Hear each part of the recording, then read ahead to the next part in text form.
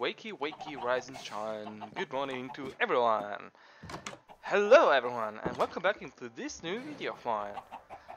So, it's been quite a while for me since I've last played Minecraft, and especially this game in particular. I have some company here.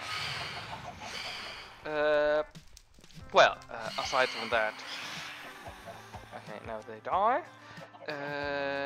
So it may not have been that much, that long for you, because I've uploaded a video last Sunday, but the footage of that episode was from before my break, therefore like 2 weeks ago.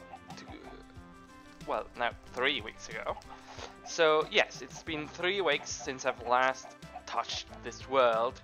So I apologize if I forgot something I planned to do or whatever.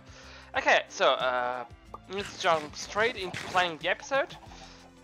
Last time we went into the Nether, and it was a bit of a bummer for what we managed to gather. But this won't stop us from going ahead with our plans. In this episode I want to finally work on this pumpkin and melon farms that is highlighted over here. I will have to gather a lot of material, and therefore I will be just going off right now and gather, well, at least part of the materials we need, because we will need a lot of rails, a lot of pistons, a lot of observers, and well, that's it. Yes, but observers are a pain in the backside to get, because you need a lot of redstone and the quartz. So yes, it's a little bit of a hassle, but not too much. I plan on building on, I may as well build it over here, yes. But I want to do a chunk farm. So a chunk farm, for those who don't know, is a farm that fills one entire chunk. So I'll have to scope our hilltop for a nice place where to build it. But yes, it will require a lot of materials, because, well, it's 64 blocks of farm, and you will see. Okay, it's no use if I stay here to explain everything.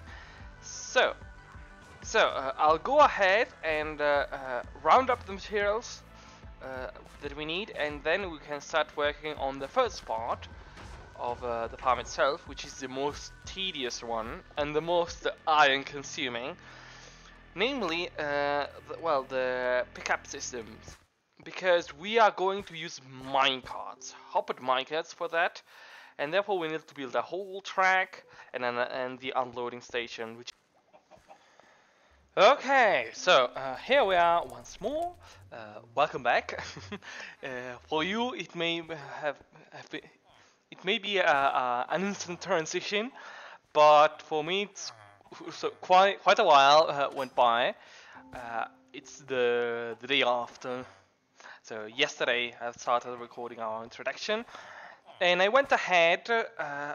I did a lot of stuff. Well, a lot, but a little.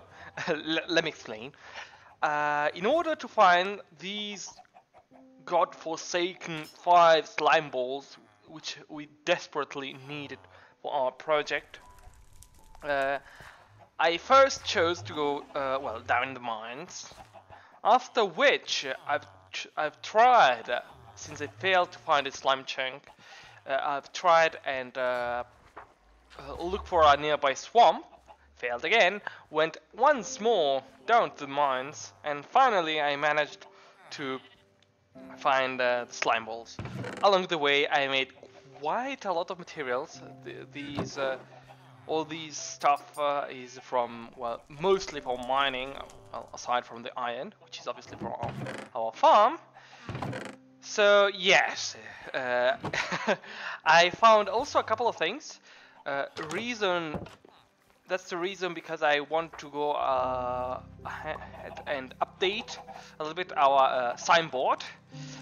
because I found a zombie spawner, so we can may as well work on on a spawner farm.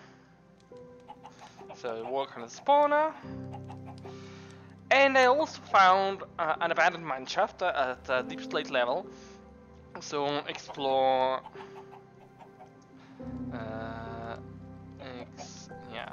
Explore mine shaft. And also I forgot to add here, explore the deep dark. Explore deep dark. Since we at the bottom of our elevator, down there, we have a little bit of deep dark. So I want to make sure that there is no nearby ancient city. And well, we can remove these two, and I cannot get a hold of no, not if all rib cage smithing template. No, it's a trim. Yes. Okay. Good. Okay, so now we can proceed with our pumpkin and melon farm. As I've said previously, we will first start to work on the lower part of the farm itself. We need to build the minecart unloading station. So we will require wood, obviously cobblestone, redstone, a little bit, a lot of iron, because we will require a lot of iron, simply. And then I also have to go ahead, if we don't have... Yes, I have to get my hands on a couple of redstone pieces, so I'll go just ahead, craft everything up, and we will meet again when I'm done, and we will start the building phase. Welcome back. Okay, so here we are. This is the designated area I've chosen for hosting our future chunk farm. As you can see, I have the grid open because, well, it is a chunk farm. Therefore, it will occupy an entire chunk. And you might be asking, why a chunk farm?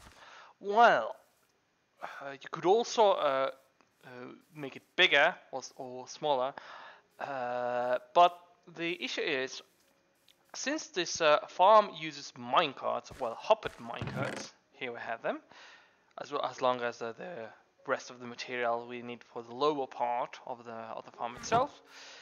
The issue is that with chunk loading, because the risk in making a farm that spans more than one chunk is that the minecart may get unloaded and loaded while it's traversing two chunks. What happens when one chunk is loaded and one is not? For example, if we were to have a flat rail running from this chunk to this one, well, the chunk would go on the unloaded chunk and, well, stop there. So once this chunk is loaded again, the minecart has no longer the swing to go forward because it was stopped over here. And therefore, this would mean that we would have to come back each time we load and unload the farm to check whether the minecarts are stopped and manually restart them, which is a very big issue.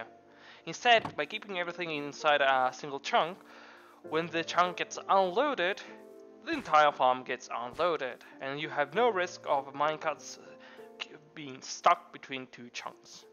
Okay, so I'll go ahead and, well, build the first part of the catchment area. Okay, so I've built the catchment area, which is the most hard to grasp part. Don't be scared from the setup. It's easy in the concept. So allow me to explain what happens here. So you have here a hopper minecart which passes through this rail, which in turn, well, when passing, I can show it to you. When the minecart passes, the activator rail gets activated, and it activates this pulse extender. This simple mechanism simply, well, the cobblestone block gets moved over this torch, which transmits the signal to this pulse extender, which simply, well, I can demonstrate it with a minecart here. There it is. So, simply, when I put that minecart over there, you see it extends here, and the whole mechanism gets activated, which in turn simply deactivates this redstone and takes out the power to this onto this 2 rail. As you can see here, the pulse slowly fades away, and it is no longer able to keep the second torch shut down, which in turn powers back the 2 pieces of rail above the hoppers. So basically, what this whole mechanism does is deactivating this rail. Either when a minecart passes onto this activator rail, or if there are some items flowing through the mechanism. This is simply that, because you can see here we have a comparator reading this dropper, which activates again the pulse extender over here. So it simply powers back up, telling the system, hey, there are items to be discharged. Don't go. So well, the minecart is full, or at least it's unloading. So don't power back up this. And at the same time, we have this super fast clock, which simply gradually unloads, as you can see here, the items in the water stream down below, which in turn simply brings stuff back here. Well, this is a temporary setup, obviously, not a definitive one. That's it. It's very easy, very simple. And once, well, the minecart is empty, the pulse can once more fade away, and finally, the minecart can just go back and do its harvesting. Well, is picking up a job. So now it's only a matter of copying this whole setup onto the other side. Because, well, this is the mechanism is worth only for half the chunk bar, which will be over there. And if you were worried that the minecart may get stuck between these 2 chunks, well, as you can see here, supposing that the minecart will run on this level, this white level, if the minecart were to get pushed out of this chunk into this one, it will still be on an uneven side. So as soon as this chunk gets loaded, the minecart simply goes down and goes back, and vice versa. If it is stuck on this block instead, it will simply go back down once more. It's empty, so it goes back up. So we solved the issue of the, well, 2 chunk wide farm. So, well, now I have to replicate this whole design onto the other side, and after that we will finally start the production area. Okay, welcome back. So, as you can see here, I've replicated the original, well, unloading station on the other side. And here I've also adjusted a little bit this little piece, and I've also hooked up the water streams to end into this temporary chest, also because it's not enough for the production that our farm will produce. I've checked and it works, it unloads correctly.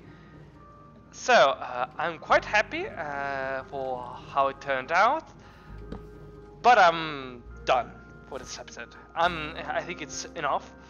I will be building the rest of the farm, well, the actual production part, I thank you very much for having followed me until this point, and I will wait for you in the next episode. Bye bye! I'm very sorry for this extremely redstone-packed episode. I know that some of you may find it boring if you like more building, so normal building content. But it is necessary, and it will be necessary also in the next episode. I was considering on doing a third part too, even because we need to work straight away on the storage room and on an overflow manager, because the farm is very productive and there is no way to turn it off. So let me know in the comments if you would like me to either make a separate part for the storage room. In that way we will be able to also build everything pretty. Or if I can just append it to the next episode, in which we will be working on the production area, and it will be less, let's say, refined on camera, and I will work on the rest off camera.